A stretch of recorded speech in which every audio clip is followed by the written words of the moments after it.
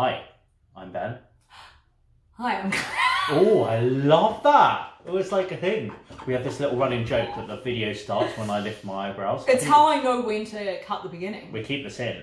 Yeah, because we gabble for a little while at the beginning. Hi, I'm Ben. Hi, I'm Claire. We are. Hi, Jinx. I don't know why we're whispering.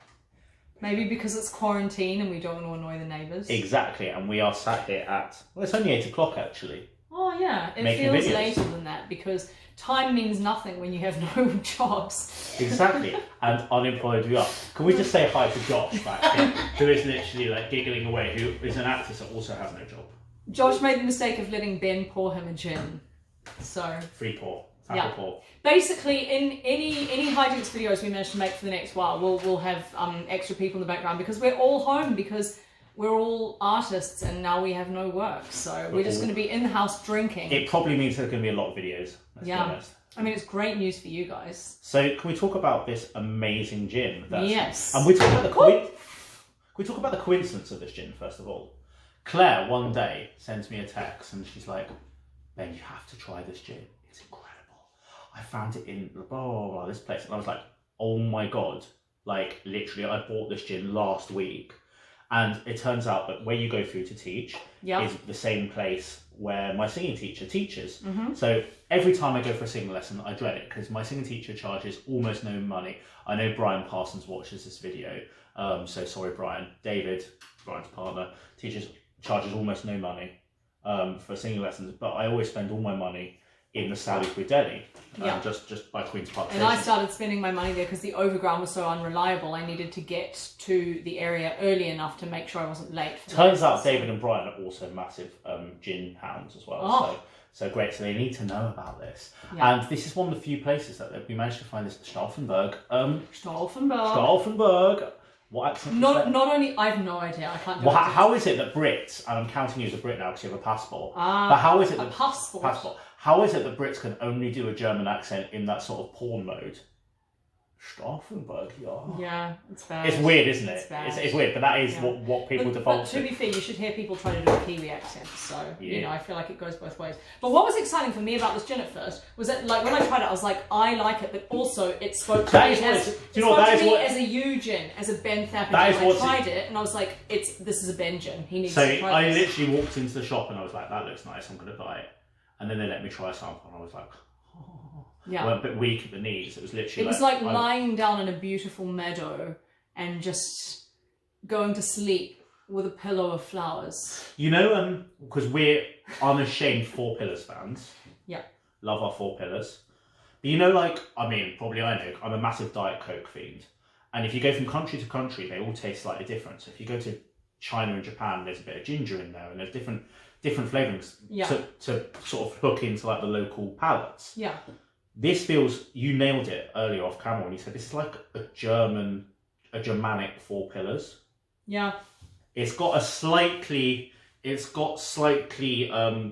more square edges to it and more obvious where it sort of goes, and that's that and that's that. Whereas I find Four Pillars to be sort of more of a sort of organic mashup. Four Pillars is more sort of colourful, and this is more sort of pastel tones. It's very organised. It's very organised. This is. Yeah. But let's pretend we haven't tried it before, because obviously we've not tried it before because the bottle's full. I've definitely never had any gin before. In fact, that's true. Congratulations. I don't even like gin.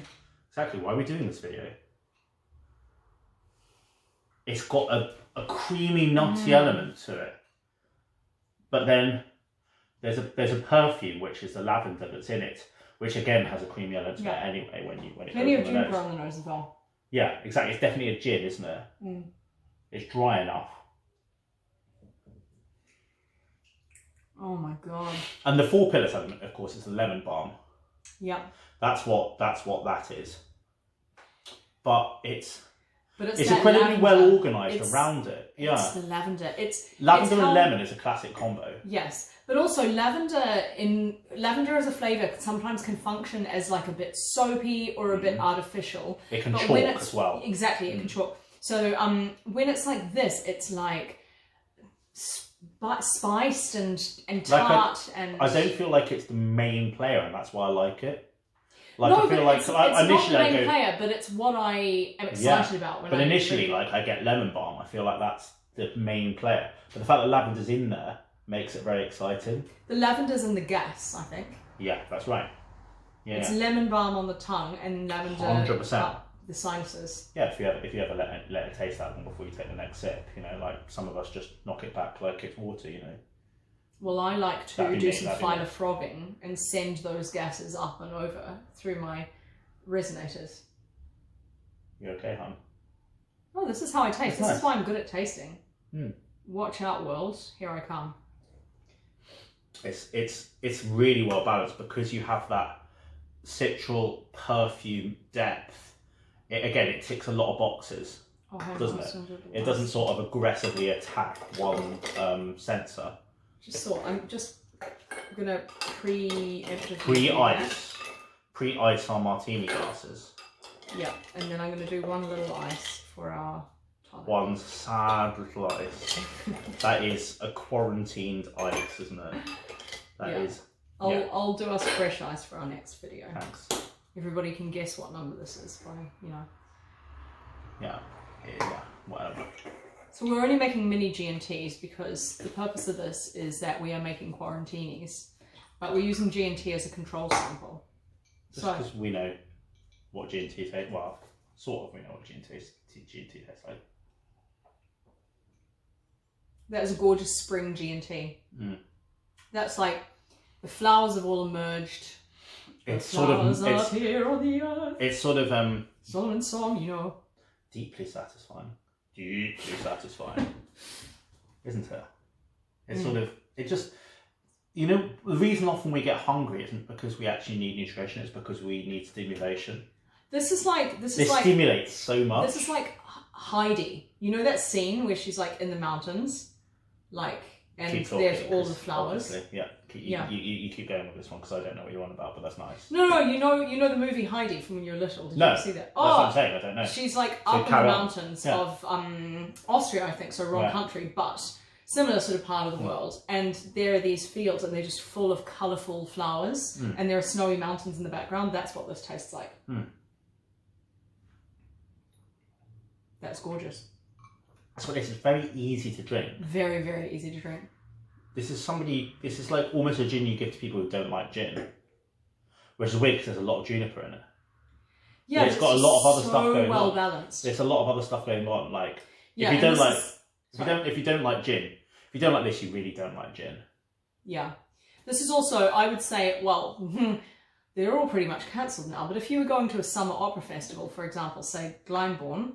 We're not cancelled yet at Garsington, can I just say that? Yeah. There's time, but we're not yet cancelled. But this, I remember going to Glyndebourne with you a couple of years ago, and we had a bottle of Mason's Lavender and a bottle of Shortcross, but let's not admit how many bottles we got through. It was more than one. I didn't take any back, and they were both full. I think we shared a little bit of it with people. Anyway, but drinking lavender gin in that beautiful setting at our it just stimulates, it hooks in with everything else that's around you, doesn't it? So this would be a beautiful one for any of you who are planning to go to any sort of picnic operas or anything like that, or just a beautiful picnic gin. It's that sort of be outside in the summer with the flowers sitting on the grass. It's just stunning. It's ideal, isn't it? Yeah. And all the citral elements, they lead themselves into lots of summery delicious foods like chicken and salad. And, oh yeah, that with a chicken salad would be quite nice. Yeah. The lightness and it would be nice with a dessert as well. Nice with a pavlova. Some meringues. But it's all light food, isn't it? Like meringues and chicken salad. It's not a heavy drink. Bit of like honey ice cream. Oh my gosh, I'm getting really excited now. Should we make Let's make a martinis. Do a martinis. Shall I pour? Back into there, Okay. You know, we don't know how long the supermarket's going to have ice in them, so... Exactly, but we don't even have a freezer. Ice might be the new toilet paper. Might be the new sausage. Can you talk about sausage? Oh my god, yeah. I mean, there are no sausages in the supermarkets anywhere. First it was toilet paper. Oh, hang on. Hand sanitizer was first, right? Then toilet paper, then hand soap, then paracetamol, then pasta and rice and dried goods. And now sausages, and like most meat actually, the meat section. I went to a butcher's to find you some sausage earlier on the Portobello Road. Yeah. and I could get all sorts of weird offcuts of meat and some. I could have bought you a steak. Basically, I could have bought you a steak. Yeah. I found a sausage. They had like lots of like random like sort of posh steaks. I managed to get some duck legs that were on offer. Lovely. But like, you know, everybody's bought all of the sausages. It was a sausage free zone. Maybe ice is next. There was a point where tonic was all flying off the shelves. Maybe ice. Because somebody made a rumor about. Can I just clarify? Maybe ice is next, not maybe ice is next. Or whoops. Because we should make that distinction. Right, did you explain what you did with the vermouth? So yeah, just for those of you who didn't watch another video that we may have made or maybe about to make, there are different ways to make a martini, but the way we want to do it, we want gin to be the champion, so we're making it dry. So I put a bit of vermouth in and just swirled it around and then poured it back out. You can go half and half as much if you want, but we want to taste the gin. Oh yeah, and are we doing a lemon twist in this one as well? So for those of you who are in any doubt, a martini is one of the most alcoholic drinks you can drink because there is like vermouth, which is 18 to 20% ABV. Vermouth is your mixer. So it's basically, and there ain't much of that in it either. It's basically just it's neat. Basically neat. Neat with a flavourer. But I got really into martinis recently. Just a little bit, yeah. At my new favourite bar, the Churchill in Auckland, which is a rooftop bar. And they just make... you just had a Thapa Throwdown. Yeah, I've just had a Thapa Throwdown. Fork drop. A cocktail spoon drop. Oh gosh, I need to try this, don't I? But I was going to say that I just...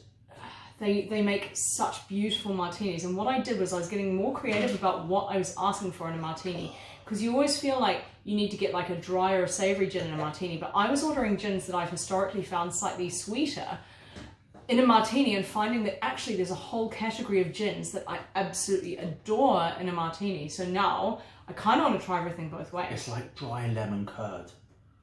Lemon curd without the sugar.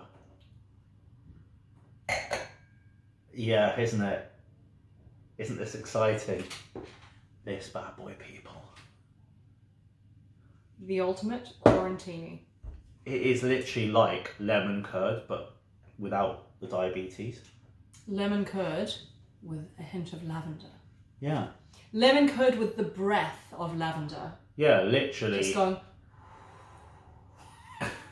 Yeah, literally somebody came in off the field like and breathed their lavender-stoked fag ash over this, and it was magic. That is really something. Oh my gosh. That's one of the nicest things I've ever tasted in our I would have that for dessert. I would have that 3 courses. Yeah. I'd have that for starter. With a garnish of a meringue. Starter, main and dessert, and you know, I might even forsake the cheese board to have it. And that is bold. Oh my god, I bet you there's a cheese that goes with this. Oh, it will be. It'll be a goat. A goat, yeah. Be a softish, a semi-soft goat. Really soft. One of those androgynous goats that can go. You're an androgynous goat. Oh my god. Imagine an androgynous goat.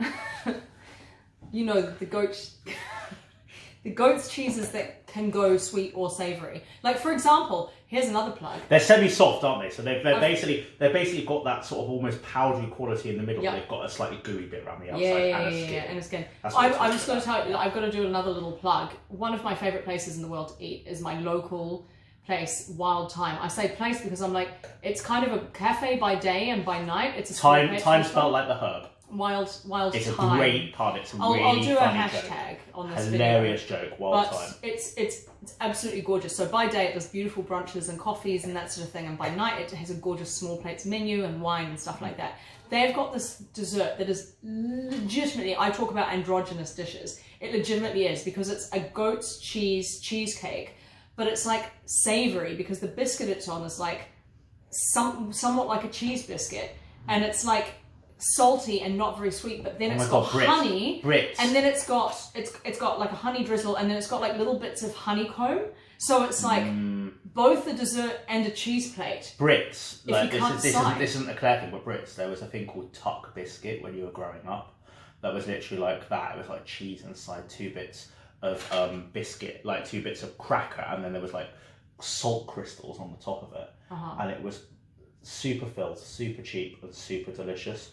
But I'm trying to imagine that mixed with a sweet, sort of almost chocolatey element. Because you would get a tuck biscuit and a chocolate bar. And it's that, almost that sort of combination. Yeah. Like, imagine that kiddie combination of getting a tuck biscuit and a chocolate bar.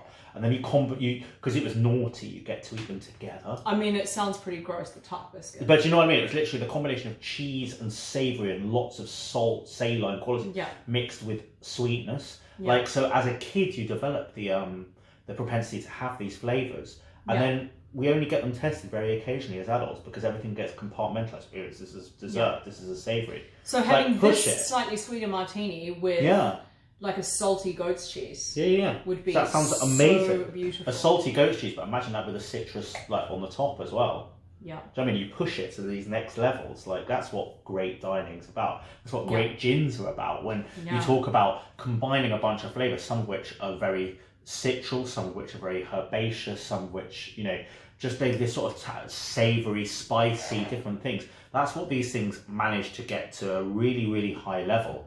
And this is what this gets. It has like a kind of a pleasing sort of, not even savoury, I wouldn't say it's in any way savoury, but it's earthy. Yeah. It's basically lemon curd, but not sweet. Yeah. That's what I get from it. And that, like, how pleasing is that? Like, it is delicious. That's what's pleasing about it. So this is a champion, people. Everybody rush out and buy it. And you can get it from the Salisbury Deli in Queen's Park. If you want to go and get a singing lesson with my teacher, and then that means that you end up having to pay $1 million for those privileges. But you'll be happy. And, you know, you'll sing really well and you'll be hammered. So it's great. Great. Wonderful state of affairs. Sounds like my life. Cheers. Cheers.